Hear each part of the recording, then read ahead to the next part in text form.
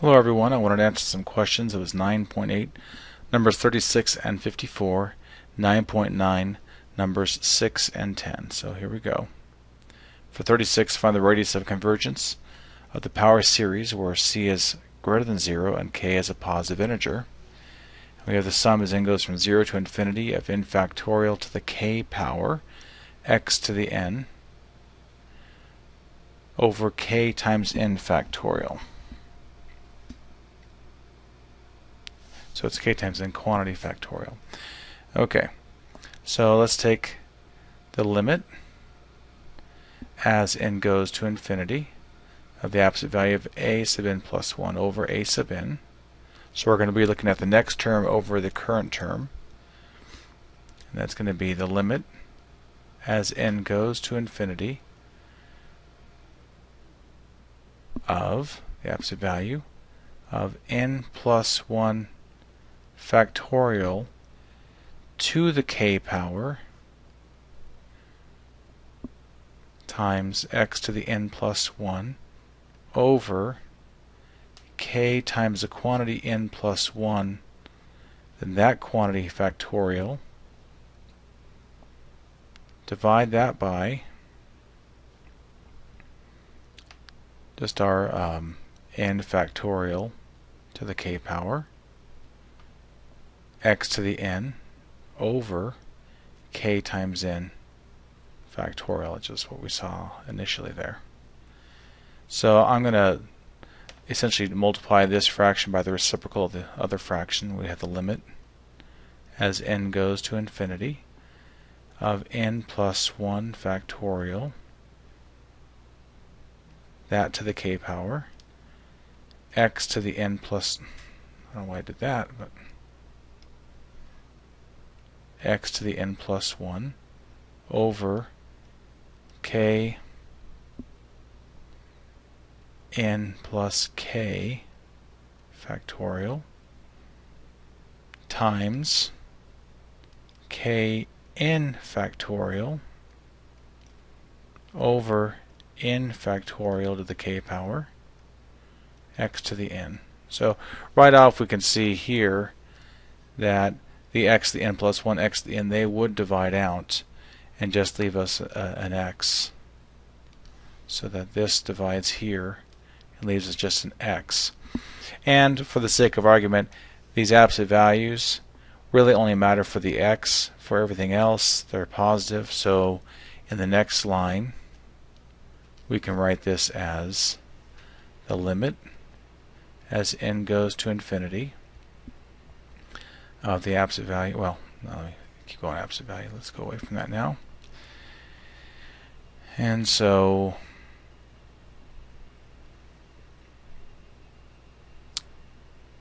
we'll have that absolute value of x. And then we're going to have, what do we have here? That's n plus 1 factorial times n factorial. So this is going to be, let's see, what's a good way to consider this?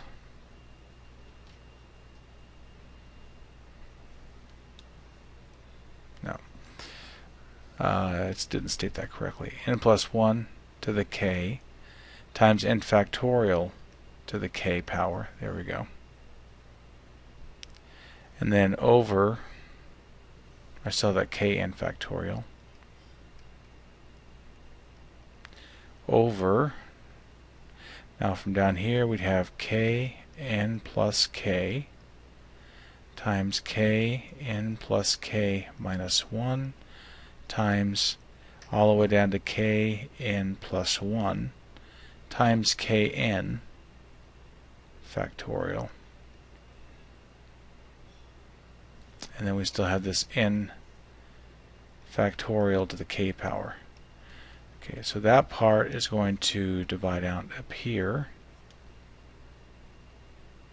And then this part divides out. And we're going to have the limit as n goes to infinity of the absolute value of x. And let's see what we have here. We have n plus 1 to the k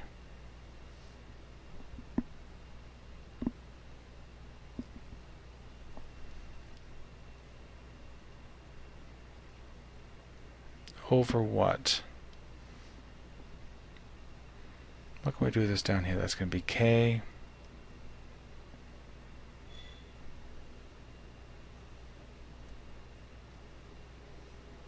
trying to think of a good way to express this. We have that kn plus k times kn plus k minus 1 kn plus 1.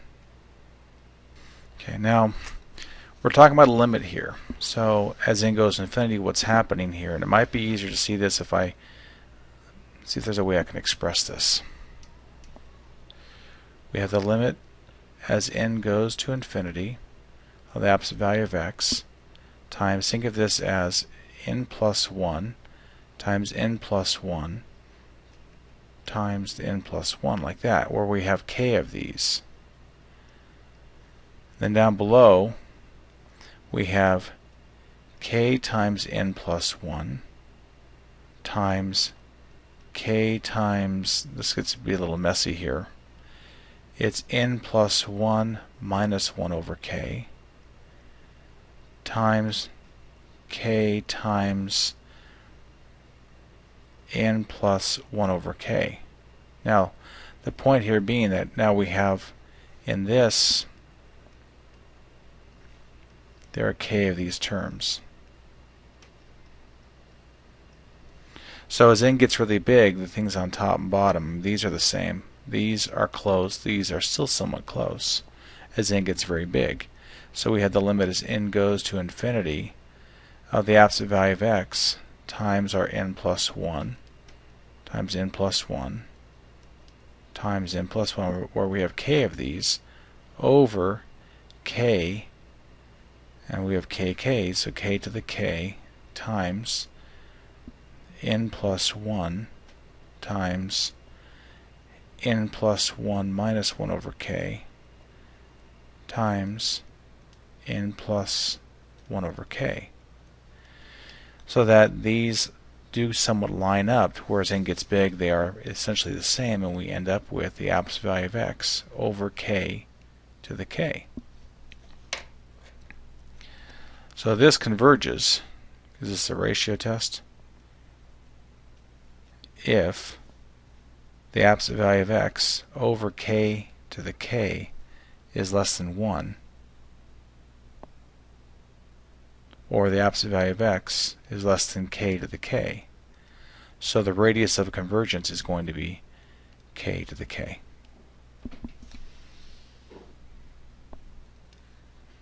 Okay, and that is number 36.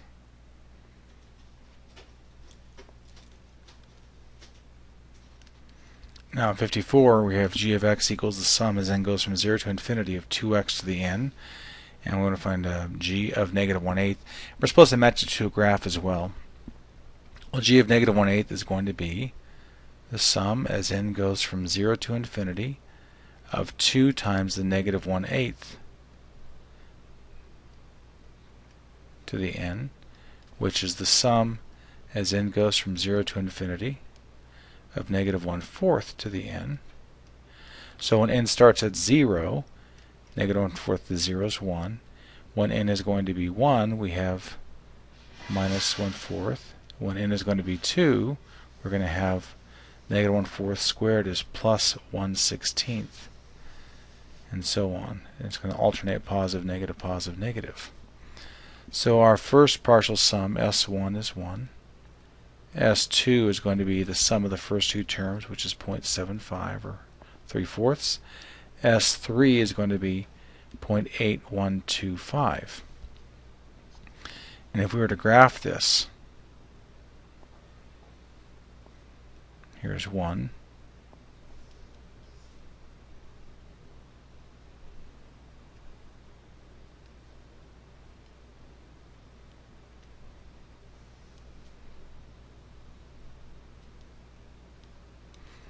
You start off at 1. Then we're going to dip down to 0.75 and come up a little bit, and then come down a little bit and come up a little bit more. That's what we're looking at, something like that. So, excuse me.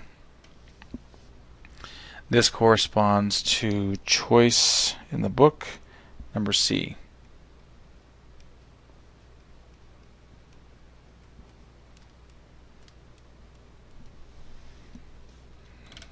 Okay.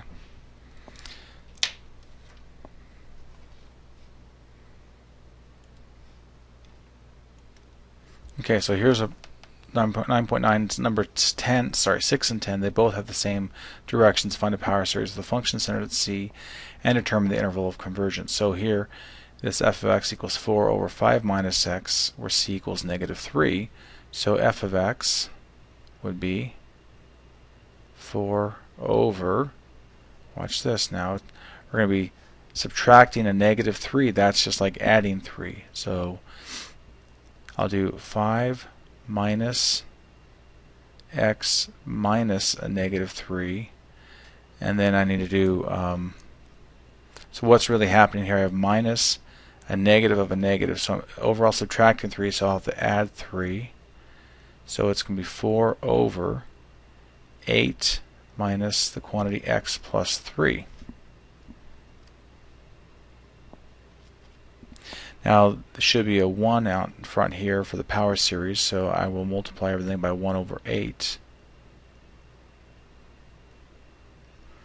We'd have 4 times 1/8 is 1/2 over 8 times 1/8 is 1. And then we'd have minus x plus 3 over 8. And this fits the formula are a over 1 minus r for a geometric series.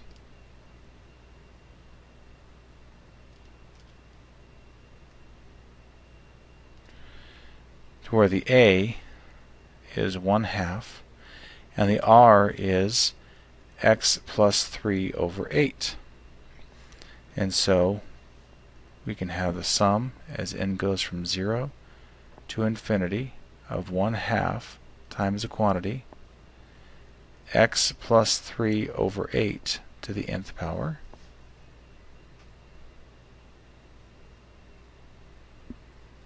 if we want to go any further with this, we could try to combine these. That being a 2, that being an 8 is a problem, so we could say n equals 0 to infinity of 4 over 8 times x plus 3 to the n over 8 to the n. Maybe the sum as n goes from 0 to infinity of 4 times x plus 3 to the n over 8 to the n plus 1. I kind of like this form right here a little more, but either one's fine with me. And then we'd have, of course, the r part, the absolute value of x plus 3 over 8 needs to be less than 1. So that means that x plus 3, the absolute value, needs to be less than 8. So negative 8 is less than x plus 3, less than 8. If we subtract 3 from all the parts, then negative 11 is less than x, less than 5. So our interval of convergence would be negative 11 to 5.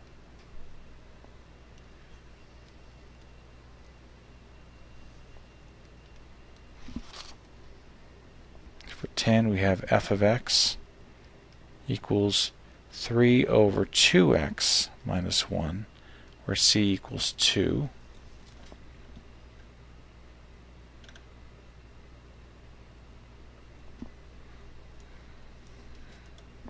Okay, so if we look at 3 over, think of this might be helpful to consider it this way. So we have 2x. Now we have to be subtracting 2 from the x part. 2 times x minus 2 minus 1. Now check this out, though. It's 2 minus 2, so we've subtracted 4, so we have to add back 4. So it's 3 over 2x minus 4, and then negative 1 plus 4 is 3. So it'd look more like what we've seen before, 3 over 3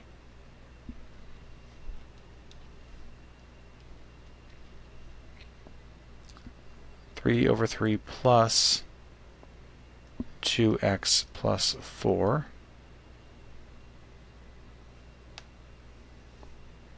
or also 3 over 3 plus 2 times x plus 2. I think I have a sign issue. I think it went from minus to plus, so that should be a minus here and a minus there. Okay, so we have 3 over 3 plus 2 times x minus 2. If I multiply everything by 1 over 3, why? Because we wanted this to be a 1 right here. We'd have 1 over 1 plus 2/3 times x minus 2. So in this case, if we consider this a over 1 minus r, the a is just 1. The r in this case is going to be negative 2/3 times x minus 2. So our sum would be, and goes from 0 to infinity, our a, which is 1, times negative 2/3 times x minus 2 to the n power. So that's going to be the sum, as n goes from 0 to infinity, of negative 2/3. Let's see. Let's break it up into top and bottom. Negative 2 to the n times x minus 2 to the n over 3 to the n. In terms of our radius of convergence, the absolute value of negative 2/3 times x minus 2 to the n needs to be less than 1. So the absolute value takes care of that negative. So we really have absolute value of 2/3 times x minus 2 to the n less than 1. So x minus 2 to the n multiplied by the reciprocal is less than 3/2. So that x minus 2, I don't know why I have the n in there, that was a mistake. Should still be an absolute value though. So negative 3/2 is less than x minus 2, less than 3/2. And if I add 2 to all the parts,